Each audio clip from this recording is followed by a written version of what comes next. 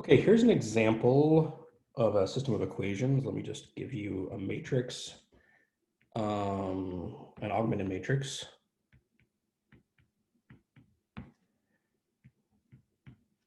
Uh, 3, 2, 4, 0, 0, 0, 1 minus 2 minus 2. And let's augment that with 5, 2, 5.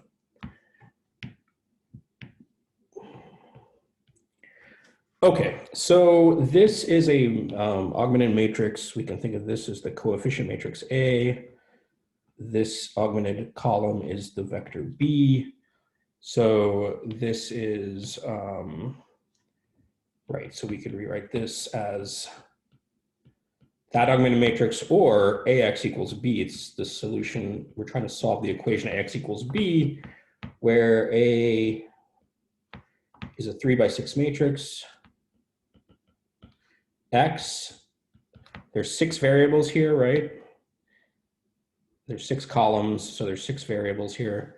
So X is in R6, and B is in R3. And if we row reduce this, I'm not going to do it by hand, but I'll tell you the result. If we row reduce this, we get the following. So there's a pivot in the first column. You can tell the second column is negative 2 times the first column. Third column is sort of new, so that's another pivot column. And then it turns out that the fourth column is the sum of the first and the third columns. You can sort of check that out. And so that actually means that this is the sum of these two, which is actually equivalent to this being the sum of these two. So I constructed this in a certain way. This, the sixth column is actually, I think it's the third column minus the first column. Which is why this has a 1 and a negative 1.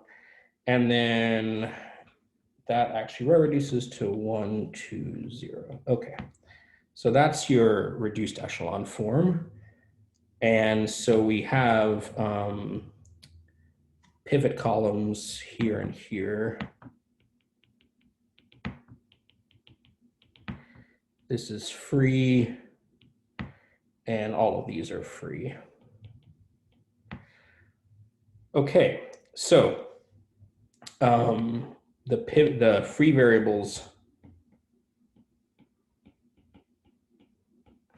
are x2, x4, x5, and x6. And if we rewrite these equations, you can sort of solve this, right? So if we write these equations out, the first row becomes x1 minus 2x2 plus x4 minus x6 equals 1. And the second row becomes x3 plus x4 plus x6 equals 2. And we can solve for x1 and x3 are the pivot variables, right? So we can solve in terms of, so we could do something like this. x1 is 1 plus 2x2 plus minus x4 plus x6, and x3 is 2 minus x4 minus x6. Okay, and so, you can sort of say, all right, I can pick x2, x4, x6 freely, and then that forces x1 and x3. x5 I can actually pick freely. It just doesn't, because there's a 0 column here, it doesn't actually affect choosing x5 affects just nothing. But I want to show you how we put this in parametric vector form. It's not too bad, but if we write, basically you want to think about the solution x. It's a vector, right? And it's a 6-dimensional vector where you put all of these x1 through x6 in here. And then what I want to do, the first step is to actually replace x1 and x3 in terms of the free variables. So I'm just copying that equation for x1, and then x2 is just x2, x3 is 2 minus x4, minus x6, x4 is x4, x5 is x5, and x6 is x6. All right, so maybe that doesn't look that exciting. You could sort of think of this as just a general solution. But yeah, maybe I'll even write that. This is the general solution to AX equals B. But I want to write it a different way, and the point of this is to sort of lay bare the structure of the solution a little bit. So one thing we can notice is that there are some there's some constant terms. And if you really want to think about it, there's kind of like, you could sort of imagine there's really like a 0 plus, a 0 here, a 0 here, a 0 here. So I can separate those out first. I can sort of think, okay, well, there's this vector made up of constants. 1, 0, 2, 0, 0, 0. And then there's some terms that involve x2s, right? There's an x2 here, an x2 there. Actually, there's no x2s there. So if I just want to have the terms involving x2s, 2x2, x2, and then all 0. There's no x2s in those. If I want the terms involving x4, sort of see how I'm doing this now. So there's a minus x4 there. There's no x4 in the second entry. There's a minus x4 there. There's an x4 there, and there's a zeros. Now the x5 only appears in the fifth entry. It's that weird variable. It's kind of independent of everything else. And then x6s, there's an x6 there, nothing, minus x6, nothing, nothing, and x6. And so I've broken this up as a sum of vectors, right? Because you could certainly collapse all this stuff on the right again, just by adding component by component, and it would turn into that. But it's just a way of sort of breaking down the solutions. And then I actually want to recopy this one more time. What I'm going to do is I'm going to pull the variable, like here, x2, I could actually pull out in front, because there's sort of there's a 1 times x2 right there, and there's a 0, x2, 0, x2, 0, x2, 0, x2.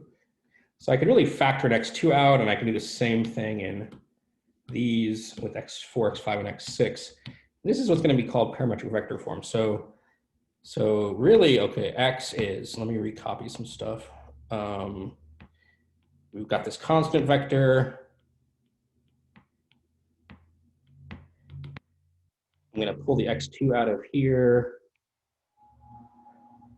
2, 1, 0, 0, 0, 0. Pull the x4 out of the next one. Minus 1, 0, minus 1, 1, 0, 0. Pull the x5 out. 0, 0, 0, 0, 1, 0. And pull the x6 out of the last one. It's 1, 0, minus 1, 0, 0, 1. Okay, and this is called the parametric vector form.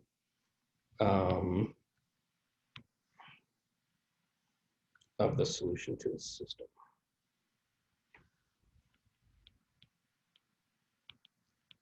Now, the obvious question is, well, why? Why would we do this? And the first thing I would want to notice is that this first thing is actually a solution of the system. This vector, in fact, notice that because we can set all the free variables equal to 0. So notice, I'll just say this, notice if x2 and x4 and x5 and x6 are all 0, then the vector x is just this one, 1, 0, 2, 0, 0, 0 is a solution. And so it's a particular solution. It's a specific solution. And we can check, by the way, if we just went back to the very top here and took, say, like the third row and plugged in, we could actually check, right? So the third equation, if I'm gonna kind of rewrite it back down here. So for example, it was 3x1 minus 6x2. Oh, I already forgot it. Let me go back to the top. Plus x3 plus 4x4 minus 2x6. Okay, plus x3.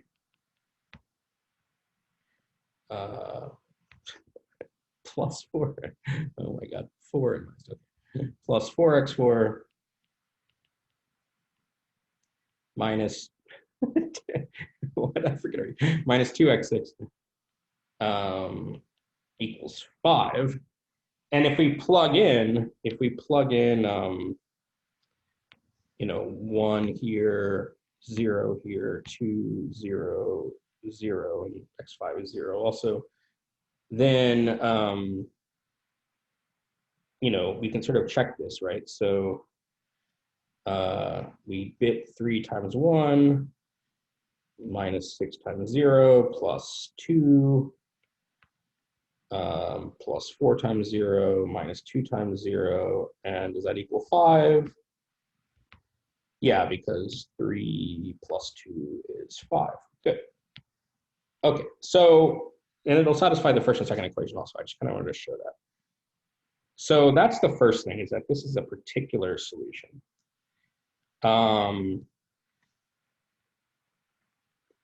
The rest of this is kind of an interesting question, like what is going on with these vectors? And I'm going to talk about that in the next video, actually, because these vectors turn out to be important also in a different way. So I will stop there, but I'll do another video where I talk about sort of what those vectors mean and